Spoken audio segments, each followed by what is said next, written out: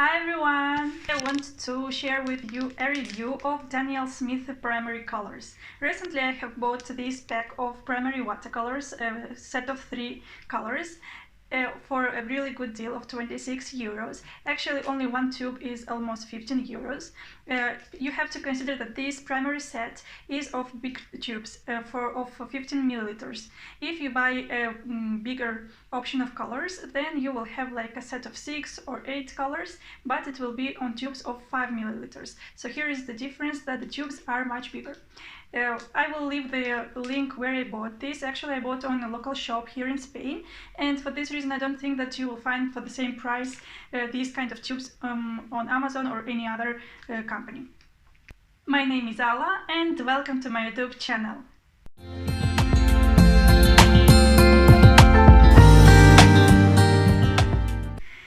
Daniel Smith is a United States company with headquarters in Seattle, and it was launched like in 1973, if I'm not wrong. They started to produce artist grade printmaking ink at the beginning, and later they started with oil and watercolors. With watercolors they started to produce like in 1993. It is a really young company in terms of colors, but it has only professional grade watercolors. For example, when I have talked about Winsor and Newton, I already told you that we have 2 lines of the colors, like artist grade lines and student grade lines. In case of the Daniel Smith's colors, you will find only artist grade professional watercolors, because the company's value and goals are to produce only high quality and not fading away colors. Daniel Smith featured 247 colors. This is the widest watercolors professional paint that you can find on the market. On the other hand, it is a very interesting fact about Daniel Smith watercolors is that they look for light fastness of each of their colors. So let's start. Let's open. As you can see, we have 3 main colors: Perylene Red, Hansa Yellow Medium and French Ultramarine colors. 15 milliliters each, 5 O's. And I bought it actually for 25.67 euros. The initial price was this one, and I have checked it on Amazon. Each tube was 15 euros. This fine set watercolors has this booklet over here. I'm taking my palette, and here I have the bowl with water, and today I will work with Skoda paintbrush. It is a Marta Kolinsky hair paintbrush. It is a natural hair paintbrush, and it is a really good quality. I really advise to buy if you want a natural hair paintbrush, and not expensive.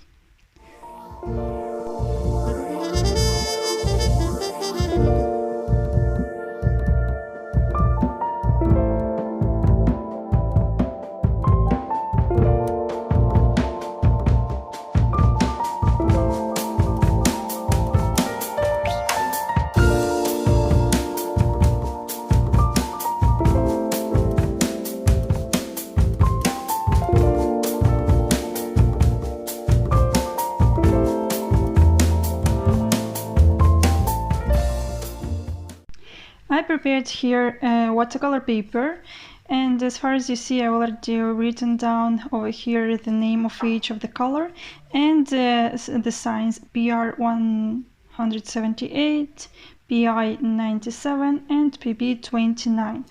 Why we need these numbers and this identificator? Because many different companies call their watercolors in different way, but this pigment number is usually the same. Let's start with red color, Perylene Red, and to make these swatches we will start from the darkest color and we will move on within the lightest by adding water. I had a lot of watercolor on my paintbrush, and obviously at the beginning we will see really intense color, and I'm taking more water to see how transparent it turns. If you were, when I was reading from the booklet, you already noticed that the color is semi-transparent. It means it is not really transparent when we take too much color, and we can see within this dark line. Okay, let's make a smooth layer transition, and to see how it turned from one side to another, let's move on with yellow color. And the yellow, even if it said that it is semi-transparent, I would say that it is not so bold as the red color. Very beautiful warm color. And if we take more water, we can see these transitions smoothly. Very beautiful. I really enjoy this yellow color. And French Ultramarine is a granulating color.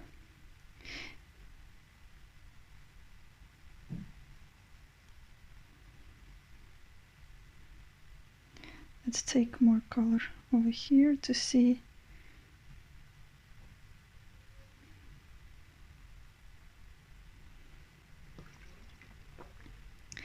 And let's go on with water.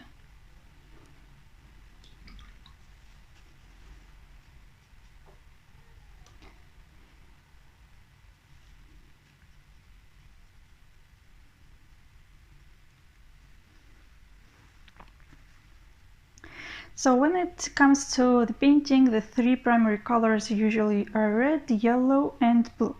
In theory, all other colors could be mixed from these three primaries, but in practice, additional colors are often used to extend the possible range. What I want to do is to make a color wheel, and I will create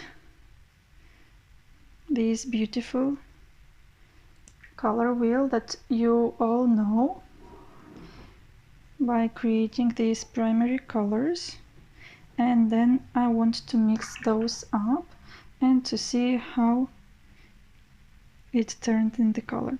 What I can see for now already is that the colors are really vibrant, really bright and clean. I'm taking a closer look for you that you can see it. And here we have an orange color that we mix up with this yellow and green and yellow and red colors. You see this kind of orange. I mixed up too much red, and now I'm taking more yellow to create this vibrant color. Very beautiful mixture. Now I'm taking some yellow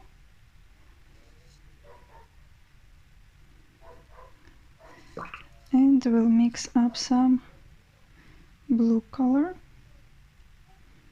and to see different green color. Very beautiful.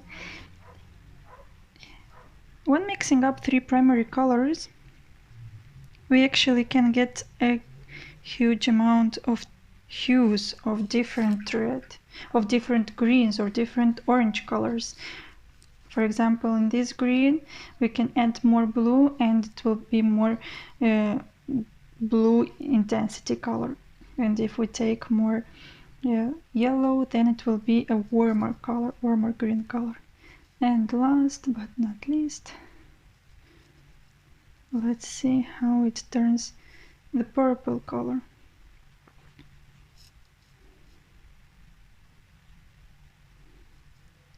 So by mixing up two primary colors, we had a secondary color, and I want to bring it up closer for you, that you can see how beautiful the mix went. It looks really pretty.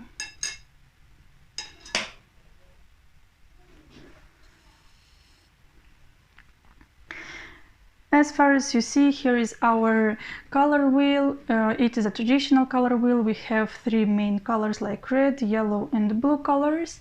And when mixing up those colors, we get the secondary colors, that is orange, green and purple color. If we want the tertiary colors, what we can get, we can mix up a primary color with a secondary color, and we will get a closer look to the primary color. I really propose to each of you to play within the colors and to see how the colors works for you. Of course, we have different red colors, we have different types of yellow colors, and we have different palette of blue colors. But it is considered that these three main colors are the base and the most important that we have to know about color wheel, and I really enjoy these watercolors. One more thing that I really wanted to do when I started this video was that I wanted to create some interesting effects and to paint the red color just over these two colors. Then to make the same with yellow color.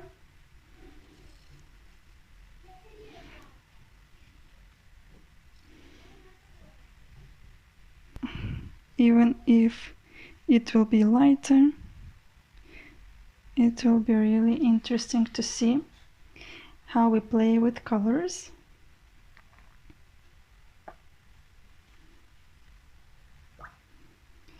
And the last what I want to take is to make some gray color. To have some gray colors, we just mix up all these three colors and we can get a grayer color, a more brown color, and we can get this kind of neutral color by mixing all the colors from our palette.